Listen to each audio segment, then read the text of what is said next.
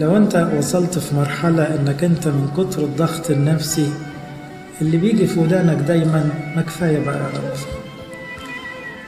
طيب خلينا نشوف بتيجي ازاي وتيجي نعمل لها ايه دي الشعور ده، تعامل معاه ازاي. ولو قدامك شخص وقع في الشعور ده، لان ده شعور قاسي على فكرة. الشخص اللي يستعذب الموت عن الحياة ده معناه انه فعلا شايل شيلة فوق طاقته، ابتدى ايه يقع تحتها. لكن كل شيء بحساب من ربنا وحكمه. تعالوا نبحث في أسباب الاكتئاب. ما هو كلمة كفاية بقى دي درجة من درجات الاكتئاب، وما فيش واحد فينا مش هيعدي عليه.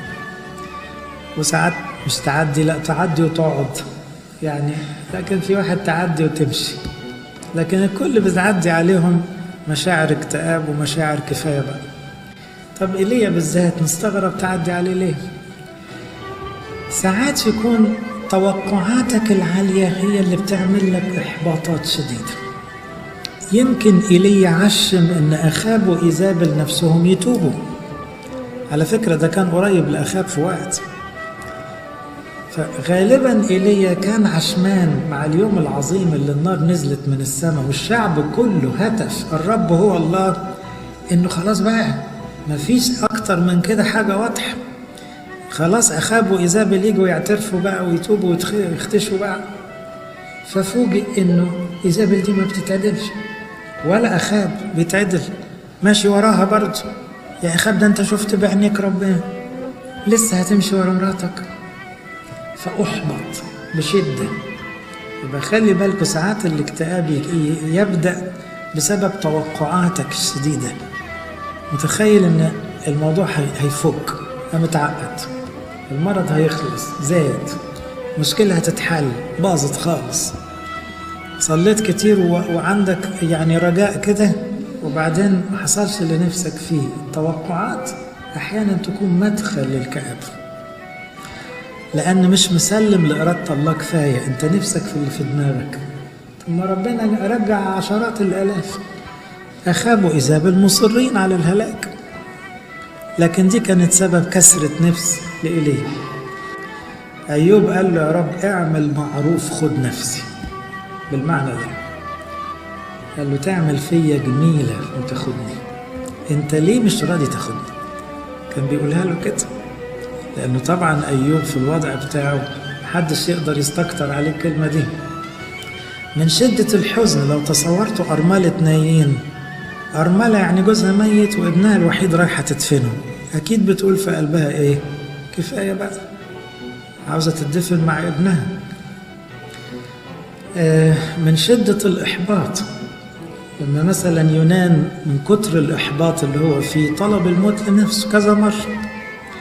والغريب الإحباط ده ما كانلوش في حق خالص، ده كان محبط إن نينوى تابوا، كان متغاظ إن هم تابوا فطلب الموت لنفسه، ملوش حق لكن برضه طلب الموت لنفسه. إذن حرب كفاية دي حرب، افتكروا كده. كلمة كفاية لما تيجي في دماغك دي حرب، دي مش حاجة كويسة، دي لحظة ضعف، دي مش لحظة مجيدة. عشان كده ربنا ما قبلهاش على الراجل بتاعه، قال له سيب اللي في ايدك وتعالى الجبل. ما ينفعش إيليا يقول كفاية، لازم تقول حاجة غير كده. وخدوا في الجبل وظبطوا تمام، ورجع إيليا ما بيقولش كفاية، يقول له اللي تشوفه يا رب لتكن مشيئتك. كمان ربنا بيتكلم بصور مختلفة. إيليا في لحظة اتقلبت عنده الموازين، إيزابل وأخاب دول أقوياء قوي وأنا ضعيف قوي. يا سلام. طب ربنا قال له طب اتفرج على الفيديو ده، جاب له زلزال، قال له إيليا يعرف يعمل، أخاب يعرف يعمل زلزال. جاب له نار مسكت في الجبل كله، إيزابل تعرف تعمل نار. جاب له ريح شديدة ممكن تقلب بلاد، أخاب وإيزابل يعرفوا يعملوا كده. مالك بقى؟ عاوز يقول له وانا ما اعرفش اقلب البلد دي كلها، وما اعرفش انا اغير في سياسة العالم كله؟ مالك عامل كده؟ انت زعلان مني ليه يا اخاب؟ في ايه حصل؟ في ايه انا ما قلتوش قبل كده الا وحصل؟ انت كأني انا مش عارف شغلي يا ابني، انا عارف بعمل ايه كويس. فعمل له كده اخراج يفوقه، أنا في إيدي العالم كله والطبيعة كلها والقوة كلها. أخاب وإيزابل اللي هزينك دول تراب، دول يطيروا مع أي ريح من عندي، دول يتحرقوا بأي نار من عندي، دول ده أنا زلزل البلاد وطيرهم لو حبيت. لم يكن الله في الزلزلة ولا النار ولا الريح لكن في صوت منخفض خفيف في الآخر يقول له إيه مالك هنا يا إلهي. مطلوب مننا لما الواحد يتعب نفسيا ويقول كفاية يا رب يقعد خلوة مع ربنا. أرجوكم أنا بقولها لنفسي قبلكم، لما تضغط نفسيا افصل عن الناس واختلي بربنا واقعد وقول له يا رب هو أنا مالي؟ إيه اللي جرالي؟ ساعدني أفهم نفسي، ساعدني أشوف اللخبطة دي كانت منين، اليأس ده دخل عليا ليه، الحزن الرديء ده غلبني ليه، ده أنا ابنك، ده المفروض الدنيا كلها تحت رجلي، ليه وصلت لكده؟ فيبقى الواحد محتاج يهدى خالص عشان يوصل لكده. لم يكن الرب في الزلزلة ولا في النار، يعني كل ده ربنا في الآخر عنده كلمة حلوة قوي إنه ينادي عليك باسمك بصوت منخفض خفيف يقول لك يا إيليا. طبعا تصوروا بقى لما ربنا ينادي على واحد فينا باسمه، دعوتك باسمك أنت ليه. الخلوة تخليك تحس إن الريح بتقول لك يا فلان، يا تعرفني بالاسم وأنا عارف غيرك، ده أنا مشغول بيك طبعا. فتحس إذا كنت مركز معايا كده خلاص انتهت المشاكل. أنا إيه اللي مخليني متضايق؟ طيب ده أنت عارفني بالاسم وبكل التفاصيل اللي عندي.